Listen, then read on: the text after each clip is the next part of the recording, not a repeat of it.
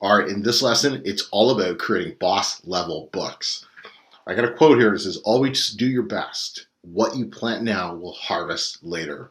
This is going to be a short lesson, but it's a powerful one. The more effort and time you spend on researching your customer, on crafting the best outline you can, on doing everything before your book's written, the better your book will be, the more money it'll end up making you for a longer period of time. So we're going to talk about why quality matters, the difference between bad, good, and boss level books, the purpose of your books. A lot of publishers and authors, they actually don't fully understand what the purpose of their book is, because there's one purpose. Everything else is secondary, and the triforce of high quality books.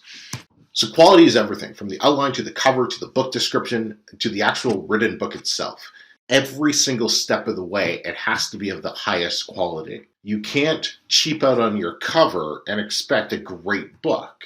You can't have a mediocre book description and an absolutely killer inside of the book. It has to be the highest quality from beginning to end. And that's exactly what I'm going to be showing you throughout this whole program, is how to ensure nothing is missed. The higher the quality, the happier your customer.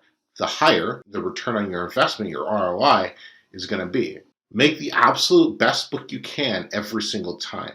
Every book will continue to get better and better.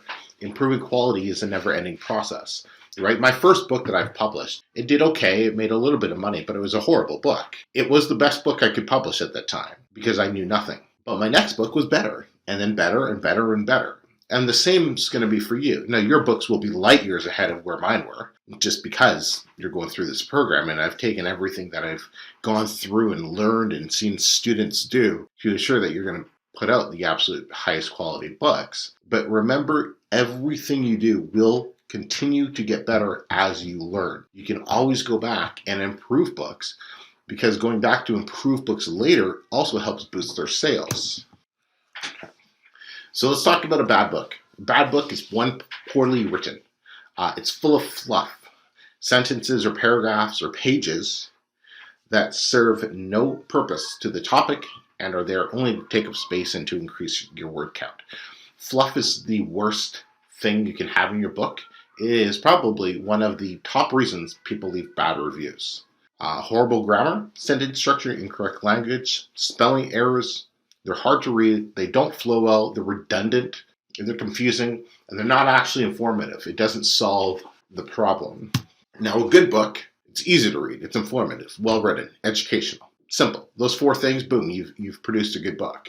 There's also average books, and these are the worst kind of books you can produce. Zero emotional response, very few, if any, reviews are left. Most publishers and authors get stuck here with zero feedback. Remember, there's one reason people leave reviews. They've been emotionally triggered by your book, good or bad. If you've emotionally triggered them in a positive way, they're going to jump to Amazon and they're going to go crazy and write raving reviews about your book, right? Or if they absolutely hated the book because they disagree strongly with everything you talked about, whether or not it was right or wrong, it's irrelevant. It's how they viewed it. But if you hit them emotionally on a negative basis, they're going to go to Amazon and they're going to write negative reviews about your book. But the bottom line is you're affecting them emotionally, and that's what you want to do with your book, because that's how you get feedback.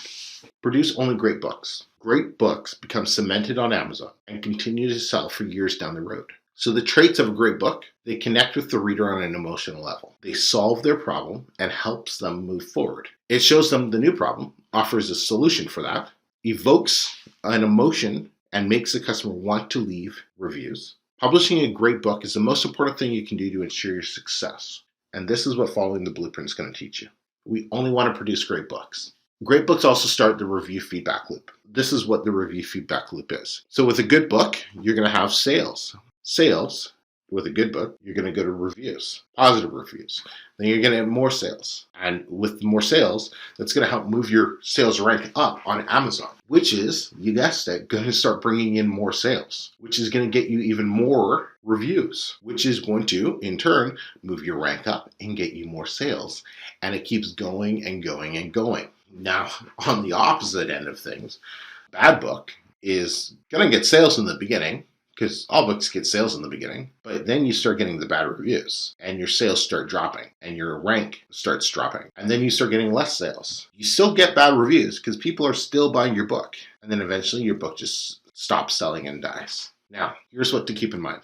Quality wins long term. Gone are the days where we're not focused on publishing 5 books a month. That used to be the case. I remember there were times, especially when I started, 5 books a week is what some publishers were doing, pumping out these garbage books, right? Can you imagine that? 20 books a month is what some publishers were doing. But now, the publishers who do well, the ones who see this as a long-term business, who want their books to make money 5, 10 years down the road, they understand that quality is key. You're going to improve as you publish more books, experience the success in this business, as with most businesses. Perfect is impossible. Don't get caught up in the idea that your book has to be perfect before you publish it. I've gone back and I've made lots of adjustments to my book after it was already published to keep it getting better and better. Feedback from your customers and your list is one of the most important things you can do. Now, so what's the purpose of your book? People have a problem and they'll purchase your book if they believe your book will solve their problem. They are not buying your book because they can't find the info. They're buying your book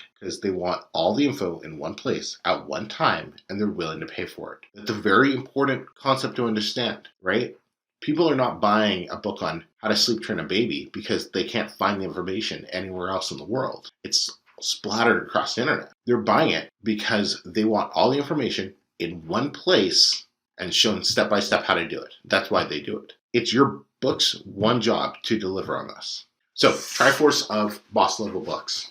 There's 3 things: content, engagement, and structure. So, content. It must solve the reader's problem first and foremost, right? That the information in your book, it has to solve the problem of the reader that they bought the book for. It has to be in depth in solving it. Compare and contrast different solutions so the reader makes an informed decision. It's concise and thorough. It's focused on topic, not redundant, and it's factual, of course, right? In terms of the structure, how well is the information laid out? Is it easy to follow? Is it presented in a logical order, right? The easiest way for the customer to follow along. Starts with the basic and progresses, the chapter-to-chapter flow, and does it introduce other books? Remember, nobody has one problem. They have multiple problems, right? They're just looking to solve that one problem. But then does your book introduce them to other problems they might be facing, which are solved in your other books? And then engagement, familiar language. Does your book use familiar language that your reader is going to be familiar with? Connecting with your reader, right? Through social media or other means. Is it easy to read? Calls for action, for reviews, for connection. Exercises to help solve the problem even further, right? Just because they finish the book doesn't mean that their relationship with you has to stop, right? You provide lead magnets to build relationships is the last point I have on here. But additional exercises or resources to ensure that reader continues to work towards the solution. But a great book, where does it start? It starts with the outline. Your book's outline will be one of the most important, if not the most important part of your book.